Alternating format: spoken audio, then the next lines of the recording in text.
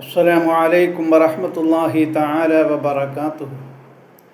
തിബ്ബിൽ ഖുലൂബ് സഹായ സംഘം നിലമേൽ യൂട്യൂബ് ചാനലിലേക്ക് എല്ലാവർക്കും മർഹബ മർഹബ മർഹബ. പ്രിയമുള്ള മുഅ്മിനീങ്ങളെ, ഇന്നിവിടെ പ്രതിപാദിക്കാൻ പോകുന്നത് പരിശുദ്ധമായ ഖുർആനിലെ രണ്ടാമത്തെ അധ്യായമായ സൂറത്തുൽ ബഖറയിലെ 105, 106, 107 ആയത്തുകളാണ്.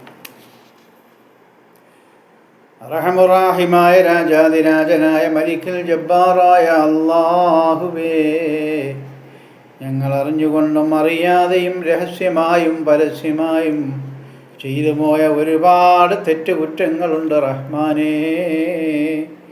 നീ ഞങ്ങൾക്ക് എല്ലാവർക്കും മാപ്പാക്കി തരണേ അല്ലാ.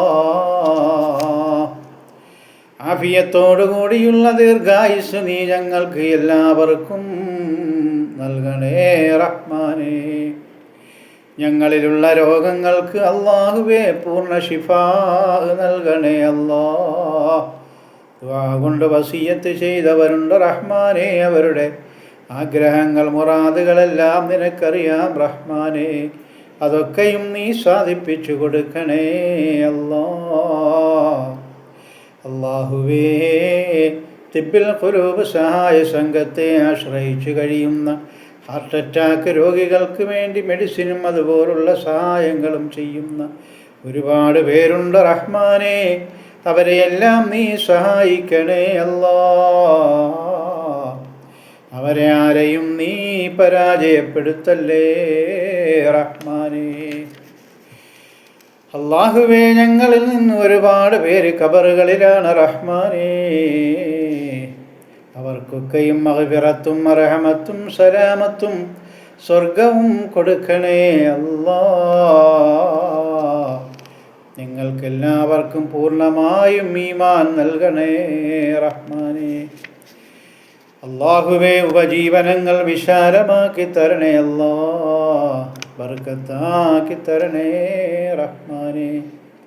വരുന്ന പരിശുദ്ധമായ റമളാനിലെ എല്ലാ നോമ്പുകളും ബാക്കിയുള്ള അമലുകളും പിടിച്ചു വീടുവാനും നിർവഹിക്കുവാനും നീ ഞങ്ങൾക്കെല്ലാവർക്കും തൗഫീഖ് ചെയ്യണേ അല്ലാ. ബിസ്മില്ലാഹിർ റഹ്മാനിർ റഹീം. മാ യവദ്ദുല്ലദീന കഫറൂ മിൻ അഹ്ലിൽ കിതാബി വലൽ മുശ്രികീന അൻ യുനസ്സല അലൈക്കും മിൻ ഖൈരിൻ മിൻ റബ്ബിക്കും വല്ലാഹു യഖ്തസ്സു ബിറഹ്മതിഹി മൻ യശാഉ വല്ലാഹു ദുൽ ഫളിൽ അളീം. മാ നൻസഖ് മിൻ ആയത്തിൻ ഔ നുൻസിഹാ നഅതി ബിഖൈരിൻ മിൻഹാ ഔ മിസ്ലിഹാ അലം തഅലം അന്നല്ലാഹ അലാ കുല്ലി ഷൈഇൻ ഖദീർ. അലം തഅലം അന്നല്ലാഹ ലഹു മുൽക്കുസ് സമാവാതി വൽ അർളി വമാ ലക്കും മിൻ ദൂനില്ലാഹി മിൻ വലിയ്യിൻ വലാ നസീർ. സദഖല്ലാഹ്.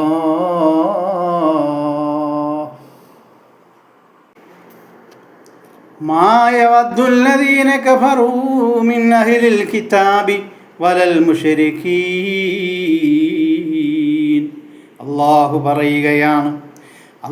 പറയുകയാണ്, വേദം നൽകപ്പെട്ടവരിലും ബഹുദൈവ വിശ്വാസികളിലുമുള്ള സത്യനിഷേധികൾ അൻ യുനസ്സല അലൈക്കും മിൻ ഖൈരിൻ മിൻ റബ്ബിക്കും, നിങ്ങളുടെ രക്ഷിതാവിങ്കൽ നിന്ന് നിങ്ങൾക്ക് ഒരു നന്മ അഥവാ ദൈവീക സന്ദേശം അവതരിച്ച് കിട്ടുന്നത് ഇഷ്ടപ്പെടുന്നില്ല ആ ജൂതരും അറബികളിലുള്ള ബഹുദൈവ വിശ്വാസികളും. അള്ളാഹുവിൻ്റെ പരിശുദ്ധമായ കലാമ് ഒരുപാട് പേരിലേക്ക് നന്മ പെയ്തിറങ്ങുമ്പോൾ അതവർക്ക് ഇഷ്ടപ്പെടുന്നില്ല എന്ന് അള്ളാഹു പറയുകയാണ്. വീണ്ടും അള്ളാഹു പറയുന്നു, വല്ലാഹു യഖ്തസ്സു ബിറഹ്മതിഹി മൻ യശാ. അല്ലാഹു ആകട്ടെ താൻ ഉദ്ദേശിക്കുന്നവർക്ക് തൻ്റെ അനുഗ്രഹം പ്രത്യേകമായി നൽകുന്നു. വല്ലാഹു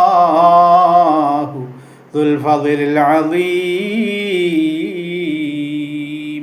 അല്ലാഹു മഹത്തായ അനുഗ്രഹത്തിൻ്റെ നാഥനത്രേ. മാ നൻസഖ് മിൻ ആയത്തിൻ ഔ നുൻസിഹാ. പൂർവവേദങ്ങളിലെ വല്ല മതവിധിയും നാം ദുർബലപ്പെടുത്തുകയോ, അള്ളാഹു ചോദിക്കുകയാണ്, പൂർവവേദങ്ങളിലെ വല്ല മതവിധിയും നാം ദുർബലപ്പെടുത്തുകയോ വിസ്തൃതമാക്കുകയോ ചെയ്തിട്ടുണ്ട് എങ്കിൽ അതിൽ ആക്ഷേപിക്കാനൊന്നുമില്ല. പൂർവവേദങ്ങളേതാണ്? തൗറാത്തും ഇഞ്ചീലിലുമുള്ള കാര്യങ്ങൾ അതിലെന്തെങ്കിലും മാറ്റമായി സംഭവിച്ചിട്ടു ഉണ്ട് എങ്കിൽ അതിൽ നിങ്ങൾ ആക്ഷേപിക്കാൻ ഒന്നും തന്നെ ഇല്ല. അള്ളാഹു പറയുന്നു, നഅതി ബിഖൈരിൻ മിൻഹാ ഔ മിസ്ലിഹാ. അതിനേക്കാൾ നല്ലതോ അല്ലെങ്കിൽ തത്തുല്യമോ ആയ മറ്റൊരു വിധി നാം നടപ്പിൽ വരുത്തും. അലം തഅലം അന്നല്ലാഹ അലാ കുല്ലി ഷൈഇൻ ഖദീർ. അല്ലാഹു സർവശക്തനാണെന്ന് നബിയേ അങ്ങ് ഗ്രഹിച്ചിട്ടില്ലയോ? അലം തഅലം, അങ്ങ് ഗ്രഹിച്ചിട്ടില്ലേ നബിയേ? അങ്ങ് അറിഞ്ഞിട്ടില്ലേ നബിയേ? അന്നല്ലാഹ ലഹു മുൽക്കുസ് സമാവാതി വൽ അർള്. അപ്രകാരം തന്നെ ആകാശഭൂമികളുടെ ആധിപത്യം അല്ലാഹുവിന് മാത്രമുള്ളതാണ് എന്നും വമാ ലകും മിൻ ദൂനില്ലാഹി മിൻ വലിയ്യിൻ വലാ നസീർ. അല്ലാഹു അല്ലാതെ നിങ്ങൾക്ക് ഒരു രക്ഷാധികാരിയും ഒരു സഹായിയും ഇല്ലെന്നും അങ്ങ് ഗ്രഹിച്ചു കഴിഞ്ഞിട്ടില്ലേ നബിയേ? അല്ലാഹു അല്ലാതെ പടപ്പുകൾക്ക് ഒരു സഹായിയില്ല കേട്ടോ. അല്ലാഹുവിനാണ് സർവ രക്ഷാധികാരത്വവും. അല്ലാഹുവാണ് രക്ഷാധികാരി. അല്ലാഹുവാണ് എല്ലാത്തിനെയും നമ്മെ എല്ലാവരെയും സഹായിക്കുന്നത്. അത് നബിയോട് ചോദിക്കുകയാണ്, പറയുകയാണ്, യാ റസൂലല്ലാഹ്, അങ്ങത് ഗ്രഹിച്ച് കഴിഞ്ഞിട്ടില്ലേ നബിയേ? മതവും ഇതാ ദൈവിക പ്രസ്ഥാനമാ, മനുഷ്യന് ഇതാ വേണ്ടി അയച്ചു തന്നു. അല്ലാഹ് ഇതാ തന്നത് മനുഷ്യനായി, അവരെ ഇതാ ജീവിത പദ്ധതിയാണേ. ഉണ്ടേ ഇതാ പദ്ധതി അതിലുമുണ്ടേ, മൗലിക ഇതാ സിദ്ധാന്തവും. ഉണ്ടേ ഇതാ കർമ്മ ആചാരവും, മനുഷ്യന് ഇതാ വേണ്ടി തന്നെയാണേ. മാറ്റം വരുത്താറേ ഇല്ല തന്നെ, മൗലിക സിദ്ധാന്തം ഒരിക്കലുമേ. മാറ്റം വരുത്തുമേ ആചാര കർമ്മം, കാലം ഇതാ കാരണം ചുറ്റുപാടും.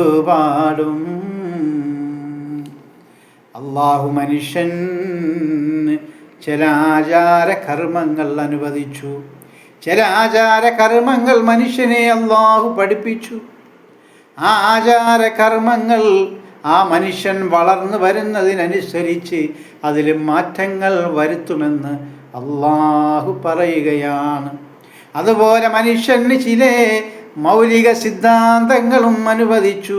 പക്ഷേ ആ മൗലിക സിദ്ധാന്തങ്ങളിൽ ഒരിക്കലും മാറ്റം വരുത്തുകയേയില്ല എന്നല്ലാഹു പറയുകയാണ്. പിന്നെ മാറ്റം വരുത്തുന്നത് എന്തിനാണ്? ആചാരകർമ്മങ്ങൾക്ക് അതാത് കാലങ്ങളിലെ ചുറ്റുപാടനുസരിച്ച് ആചാരകർമ്മങ്ങൾക്ക് മാറ്റം വരുത്തും എന്ന് അള്ളാഹു പരിശുദ്ധമായ ഖുർആനിൽ നമ്മോട് ഉണർത്തുകയാണ്.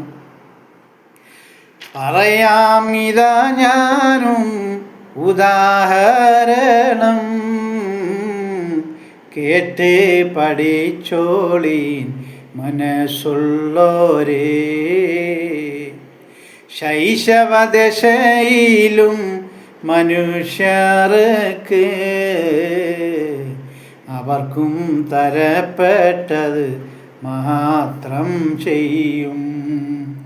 അവരും ഇതാ വളരും അത് മുതലും അവർക്കും കഴിവുള്ളത് തരപ്പെടുത്തും. ഇതുപോൽ മനുഷ്യർക്കും ഇതാ അല്ലാഹു മാറ്റം വരുത്തുന്നു ആചാരങ്ങൾക്ക്. അതേ അല്ലാഹു പറയുകയാണ്. അതിനൊരു ഉദാഹരണം എന്താണ്? ഒരു കൊച്ചുകുട്ടി ശൈശവത്തിലുള്ള കുട്ടിക്ക് കൊടുക്കുന്നത് പോലെ, അവനെ നിർദ്ദേശിക്കുന്നത് പോലെ, അവനെ വളർത്തുന്നത് പോലെ കൗമാരക്കാരനെയും പ്രായപൂർത്തിയായവനെയും ബുദ്ധിയായി ഉറച്ച് നല്ല ചെറുപ്പക്കാരനെയും എങ്ങനെയാണ് പോറ്റി വളർത്തുന്നത്? ആ ചെറുപ്പക്കാരന് കൊടുക്കേണ്ടുന്നതായ കാര്യങ്ങൾ അതേപോലെ കൊടുത്തില്ല എങ്കിൽ ആ ചെറുപ്പക്കാരൻ എങ്ങനെ വളരും? അതുപോലെ വയസ്സായ ആൾക്കാർക്ക് കൊടുക്കേണ്ടത് അങ്ങനെ ഓരോ ശൈശവവും, അതുപോലെ ബാല്യവും, ശൈശവവും, അതുപോലെ യുവത്വവും, അതുപോലെ വാർദ്ധക്യവും, ഇതിലെല്ലാം മനുഷ്യന് വേർതിരിവുകളുണ്ട്. ഓരോ മനുഷ്യർക്കും അതാത് സന്ദർഭങ്ങളിൽ അവരുടെ പ്രായവ്യത്യാസമനുസരിച്ച് കാര്യങ്ങൾ നീക്കേണ്ടി വരും. അതുപോലെ തന്നെയാണ് അല്ലാഹു ഇവിടെയും കുറേ ആചാരാനുഷ്ഠാനങ്ങൾക്ക് മാറ്റം വരുത്തിയത്. തൗറാത്തിൽ പറഞ്ഞതുപോലെ അല്ല, ഇഞ്ചീലിൽ മാറ്റം കുറച്ച് വന്നിട്ടുണ്ട്. എന്തിനാണ്? മൗലിക സിദ്ധാന്തങ്ങൾക്കല്ല. പിന്നെയോ മാറ്റം വന്നത് ആചാരകർമ്മങ്ങൾക്കാണ്. പിന്നെ പരിശുദ്ധമായ ഖുർആൻ വന്നതോടുകൂടി എല്ലാ ആചാരകർമ്മങ്ങളും ഇതാ അല്ലാഹു മാറ്റിപ്പൊളിച്ചെഴുതിക്കൊണ്ട് അല്ലാഹു ഇതാ മുത്ത് മുഹമ്മദ് മുസ്തഫ സല്ലല്ലാഹു അലൈഹി വസല്ലമ തങ്ങൾക്ക് ഇതാ ആചാരാനുഷ്ഠാനങ്ങൾ ഇതാ അല്ലാഹു വേറെ പഠിപ്പിച്ചു കൊടുക്കുകയാണ്. അങ്ങനെയാണ് അല്ലാഹു ആചാരാനുഷ്ഠാനങ്ങൾ മാറ്റി മാറ്റി വന്നത്. ആദം നബിക്ക് കൊടുത്ത ആചാരങ്ങളല്ല ഈസാ നബിക്ക് കൊടുത്തത്. ഈസാ നബിക്ക് കൊടുത്ത ആചാരങ്ങളല്ല ഇദ്രീസ് നബിക്ക് കൊടുത്തത്. ഇദ്രീസ് നബിക്ക് കൊടുത്ത ആചാരങ്ങളല്ല മൂസാ നബിക്ക് കൊടുത്തത്. മൂസാ നബിക്ക് കൊടുത്തതല്ല ഇബ്രാഹിം നബിക്ക് കൊടുത്തത്. ഇബ്രാഹിം നബിക്ക് കൊടുത്ത ആചാരങ്ങളല്ല അള്ളാൻ്റെ റസൂലായ മുഹമ്മദ് മുസ്തഫ സല്ലല്ലാഹു അലൈഹി വസല്ലമ തങ്ങൾക്ക് കൊടുത്തത്. പക്ഷേ ആദം നബി മുതൽ മുഹമ്മദ് മുസ്തഫ തങ്ങൾ വരെയും ഒരേ ഒരു സിദ്ധാന്തം, ഒരേ ഒരു മൗലിക സിദ്ധാന്തം മാത്രമാണ്. പക്ഷേ അതിൽ ആചാരകർമ്മങ്ങൾ മാത്രമേ മാറ്റിയിട്ടുള്ളൂ. അള്ളാഹുവിൻ്റെ കലാമ് തന്നെയാണ്. ആ മൗലിക സിദ്ധാന്തം അത് സിദ്ധാന്തം തന്നെയാണ് എന്ന് അല്ലാഹു ഉണർത്തുകയാണ്. ഈ ആചാരകർമ്മങ്ങളിൽ മാറ്റം വരുത്തിയപ്പോൾ അവിടെയുള്ള യഹൂദർക്കും അറബികളായ ബഹുദൈവ വിശ്വാസികൾക്കും അത് ദഹിച്ചില്ല. അതിനാൽ തന്നെ അവർ ഖുർആനെ നിരസിച്ചു എന്നാണ് ഈ ആയത്തുകളിൽ നിന്ന് നമുക്ക് മനസ്സിലാകുന്നത്. ഇതിനാൽ യഹൂദർക്ക് ദഹിച്ചില്ലാന്നേ, അതിനാൽ ഖുർആനെയും നിരസിച്ചെന്നേ. അങ്ങനെയാണ് അവർ ആചാരാനുഷ്ഠാനങ്ങൾ, അവർക്ക് അവരുടേതായ രീതിയിൽ കുറേ ആചാരങ്ങളും അനുഷ്ഠാനങ്ങളും ഉണ്ടായി. അപ്പോൾ അവരതിലേക്കൂടെ പോയപ്പോഴത്തേക്ക് അത് അങ്ങനെയല്ല, ഇങ്ങനെയാണ് ചെയ്യേണ്ടത് എന്ന് പ്രവാചകൻ ഖുർആൻ മുഖേന അറിയിച്ചു കൊടുത്തപ്പോൾ അന്നുണ്ടായിരുന്ന ബഹുദൈവ വിശ്വാസികൾ, അറബികളിൽപ്പെട്ട ബഹുദൈവ വിശ്വാസികളും അതുപോലെ ഈ ജൂതന്മാരും അവർക്കത് ദഹിച്ചില്ല. അവർ ഖുർആനെ പിൻപറ്റിയില്ല. അവർ മുത്ത് മുഹമ്മദ് മുസ്തഫ സല്ലല്ലാഹു അലൈഹി വസല്ലമയ്ക്ക് എതിരിൽ അവർ യുദ്ധം പ്രഖ്യാപിക്കുകയാണ് ചെയ്തത്. ഇതാണ് ഈ ആയത്തിൻ്റെ സാരം. വീണ്ടും നമ്മൾ ആലാപനത്തിലേക്ക് പോവുകയാണെങ്കിൽ അള്ളാഹു പറയുന്ന ആ രീതി കുറച്ചുകൂടെ നമുക്ക് മനസ്സിലാവും. അഹദോനും പറയുന്നു പരിശുദ്ധ ഖുർആനിൽ, ഇതാ സത്യനിഷേധികൾ പകവയ്ക്കുന്നു, അല്ലാഹു പകവയ്ക്കുന്നു. അഹദോൻ്റെ ഇതാ പക്കൽ ഇതാ നിന്നും ഒരു നന്മ, ഇതാ അല്ലാഹ് ചൊരിഞ്ഞാലോ വെറുക്കും ജൂതർ, അല്ലാഹു വെറുക്കും ജൂതർ. നല്ലവരായ ആൾക്കാരിലേക്ക് പരിശുദ്ധമായ ഖുർആൻ ഇറങ്ങിയപ്പോൾ ഈ ജൂതരും അറബികളിൽപ്പെട്ട ബഹുദൈവ വിശ്വാസികളും എതിർത്തു അത്രേ. അവർക്ക് അസൂയ തോന്നിയത്രേ, അവർക്ക് പക തോന്നിയത്രേ എന്നല്ലാഹു പറയുകയാണ്. അഹദോനും ഇത് ഒന്നും പകയുമേ വയ്ക്കാതെ അവനുമേ ഇതാ നന്മ ചൊരിയുന്നുണ്ട്, അവനും ഉദ്ദേശിച്ചോർക്കല്ലോ, അവനും ഉദ്ദേശിച്ചോർക്ക്. ഈ അറബികളുടെ ബഹുദൈവ വിശ്വാസികളായ അറബികളുടെ കുതന്ത്രങ്ങളും യഹൂദരുടെ കുതന്ത്രങ്ങളും പകവയ്ക്കരുമെന്നും അള്ളാഹു അത് ഗൗനിക്കാതെ, അള്ളാഹു അത് വകവയ്ക്കാതെ ഇതാ ജനങ്ങളിലേക്ക് അള്ളാഹുവിൻ്റെ പരിശുദ്ധമായ ഖുർആൻ അവതരിപ്പിച്ചു കൊണ്ടേയിരുന്നു എന്നാണ് ഈ ആയത്തിൻ്റെ ആശയം. അഹദോനും മഹത്തായ അനുഗ്രഹൻ ഇതാനാഥൻ, അനുഗ്രഹ ഇതാനാഥൻ അല്ലാഹുവ, അല്ലാഹുവ. മഹത്തായ അനുഗ്രഹത്തിൻ്റെ ഉടമയാണത്രേ അല്ലാഹു റബ്ബുൽ ഇസ്സത്ത്. മഹത്തായ അനുഗ്രഹത്തിൻ്റെ ഉടമയാണ് അല്ലാഹു. പരിശുദ്ധമായ ഖുർആൻ പറയുക. അഹദോനും ഇതാ പൂർവ വിധിയെയും മാറ്റിയാൽ അതിനേക്കാളിതാ ഉത്തമം കൊണ്ടുവരും, അല്ലാഹു കൊണ്ടുവരും. ഞാൻ മുമ്പ് പറഞ്ഞല്ലോ, ആചാരകർമ്മങ്ങളിൽ ഇതാ മാറ്റം വരുത്തിയപ്പോൾ അറബികളിലുള്ള ബഹുദൈവ വിശ്വാസികൾക്കും ഈ ജൂതപ്പകയാളികൾക്കും വെറുപ്പ് തോന്നി. അങ്ങനെ അള്ളാഹു പറയുകയാണ്, അങ്ങനെ നിങ്ങൾക്ക് വെറുപ്പ് തോന്നേണ്ട കാര്യമില്ല.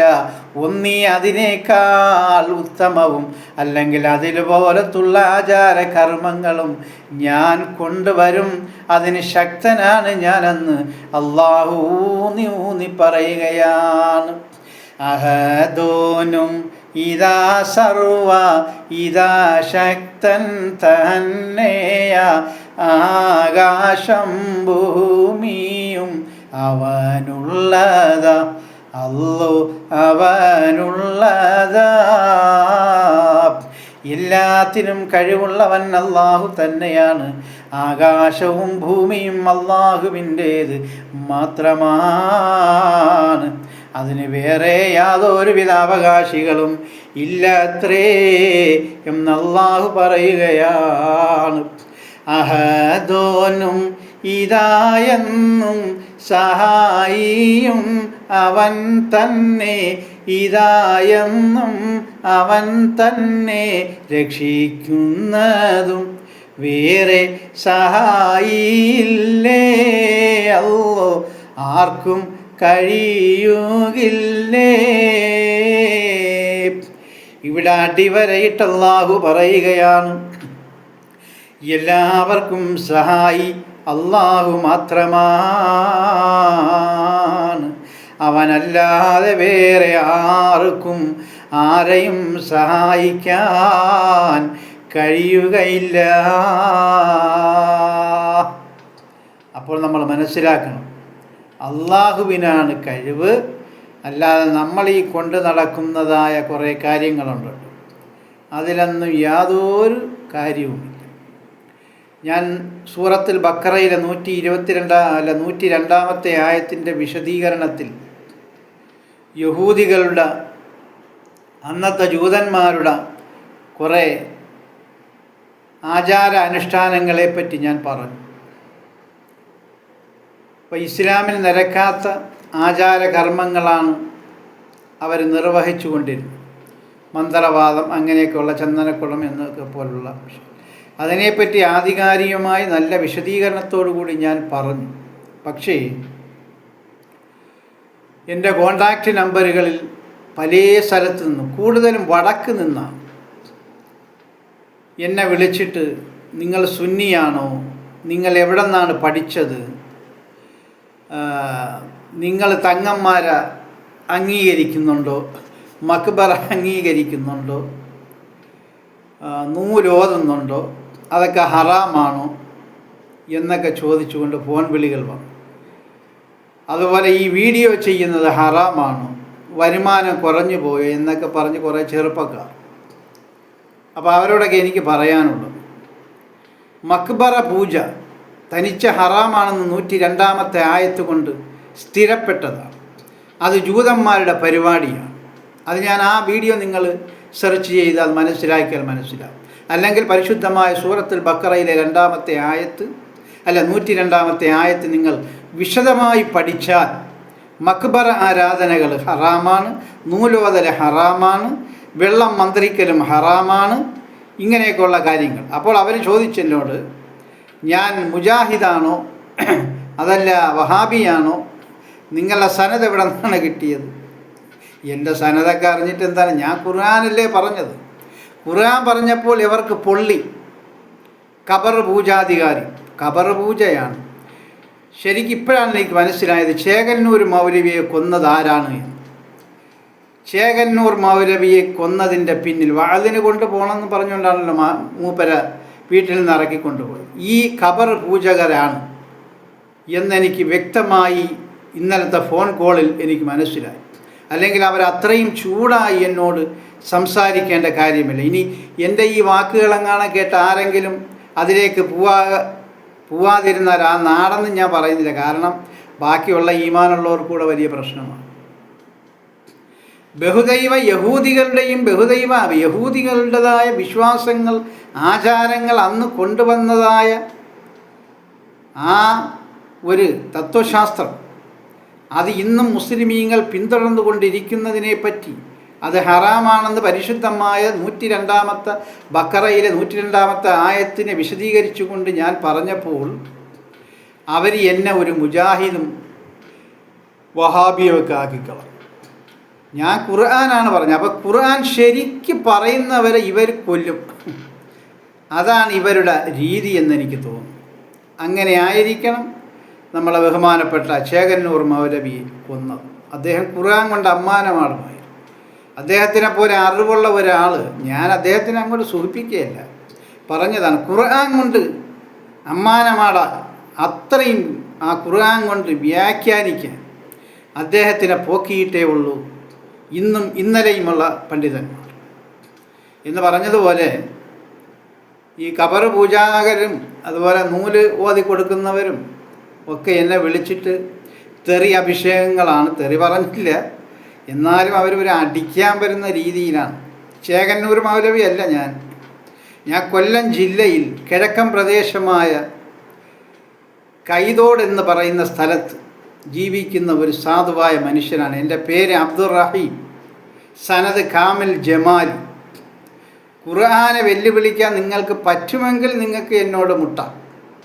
മനസ്സിലായി? ഖുർആൻ ആവത കൊണ്ടല്ല, ആരോഗ്യം കൊണ്ടല്ല. ഖുർആൻ പരിശുദ്ധമായ 6666 ആയത്തുകളിൽ നിങ്ങൾക്ക് വെല്ലുവിളിക്കാൻ പറ്റുമെങ്കിൽ ഞാൻ ആ വെല്ലുവിളി സ്വീകരിക്കും. മനസ്സിലായില്ലേ? നിങ്ങളെൻ്റെ ഡിഗ്രിയും സനതും ഒന്ന് നോക്കണം.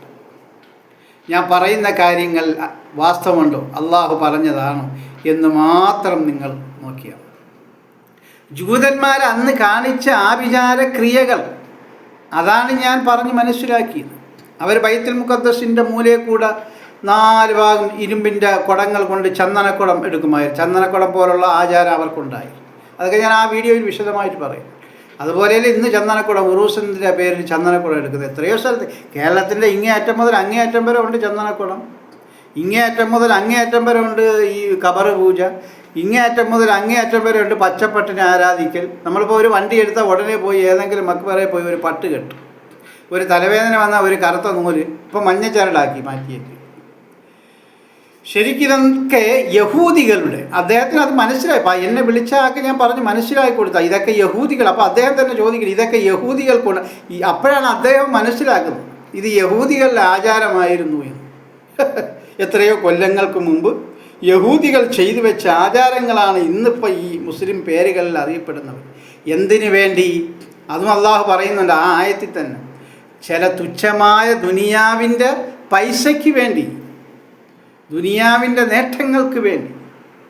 മനസ്സിലായില്ലേ? ഖബർ പൊക്കലും പച്ച കുബ്ബ ധരിക്കലും അവിടെ ഇരുന്ന് നമ്മൾ കഅബ തവാഫ് ചെയ്യുന്നത് പോലെ കുറേ തവാഫും, ഇതൊന്നും പാടില്ല. ഇസ്ലാമിൽ ഇതൊന്നും പാടില്ല. ഞാൻ ഖുർആനാണ് പറയുന്നത്. അതിനെ എതിർക്കാൻ ആരെങ്കിലും തയ്യാറുണ്ടെങ്കിൽ വരും. ഇനി അടുത്തത്, വീഡിയോ ചെയ്യൽ ഹറാമാണോ എന്നാണ് കുറേ പേർക്കറിയാം.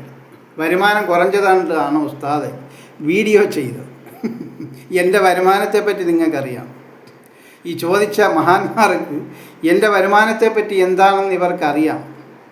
അവർക്കറിയില്ല. ഞാൻ എത്ര രാജ്യങ്ങളിൽ സന്ദർശിച്ചു എന്ന് ഇവർക്കറിയാം. ഞാൻ എത്ര രോഗികൾക്ക് എൻ്റെ സമ്പാദ്യത്തിൽ നിന്ന് കൊടുക്കുന്നു എന്നവർക്കറിയാം. എൻ്റെ വരുമാനത്തെപ്പറ്റി അവർ ചോദിക്കുക. മനസ്സിലായി? അതവിടെ നിൽക്കട്ടെ. അടുത്ത വീഡിയോ ഹറാമാണോ ഹലാലാണോ എന്ന് എവിടെ പറഞ്ഞേക്കുന്നു? പരിശുദ്ധമായ ഖുർആൻ ഞാൻ നിങ്ങളുടെ മുന്നിൽ അവതരിപ്പിക്കും ഈ ഒരു മാർഗത്തിൽ കൂടി. ഇതൊരു മാർഗമാണ്. ഈ യൂട്യൂബ് എന്ന് പറയുന്ന ഒരു മാർഗമാണ്. ഈ യൂട്യൂബിൽ കൂടെ, ഈ യൂട്യൂബില്ലായിരുന്നെങ്കിൽ എൻ്റെ സംസാരം, എൻ്റെ ഈ ഖുർആൻ സത്യസന്ധമായ വിവരണവും നിങ്ങൾ കേൾക്കില്ലായിരുന്നു. അത് ഹറാമാണെന്ന് പറഞ്ഞാൽ ആരംഗീകരിക്കും?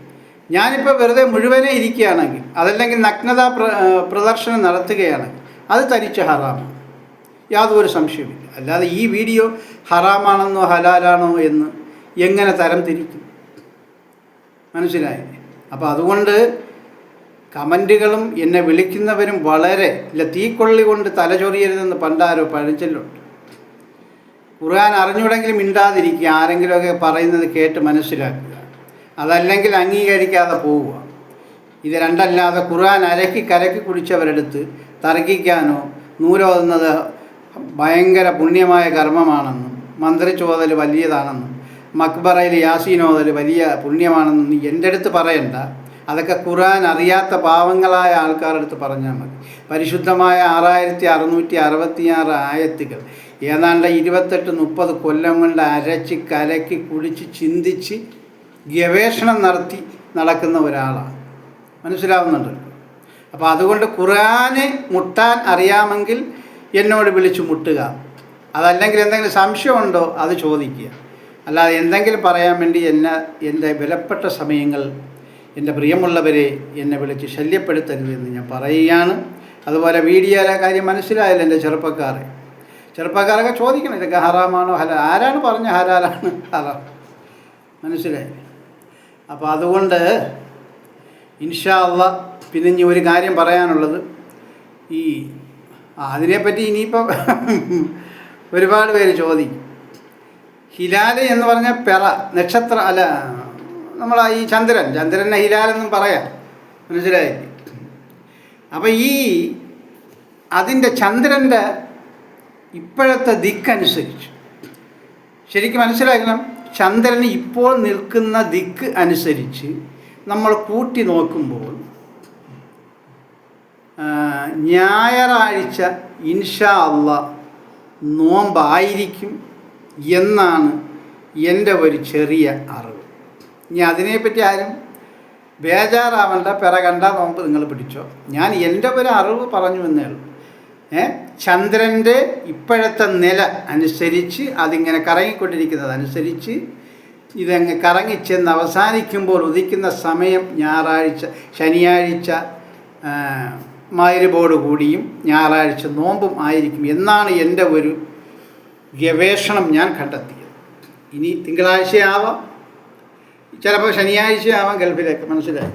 എന്തായാലും ഞായറാഴ്ച നിങ്ങളൊന്ന് കരുതിയിരിക്കണം. പരിശുദ്ധമായ റമദാനായിരിക്കും.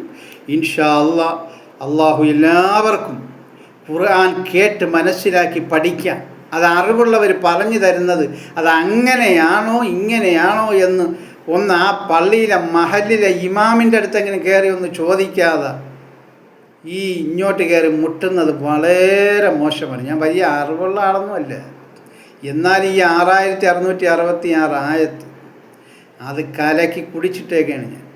ഗവേഷണം ചെയ്തവനാണ് ഞാൻ, ചുമ്മാതെ എന്ന് പറയുന്നതല്ല. അതുകൊണ്ടാണ് ഞാൻ നിങ്ങളുടെ അടുത്ത് ഈ കാര്യങ്ങളൊക്കെ പറയും. നിങ്ങൾ കേൾക്കാത്ത കാര്യങ്ങളാണ് ഞാൻ ഈ പറയുന്നത്.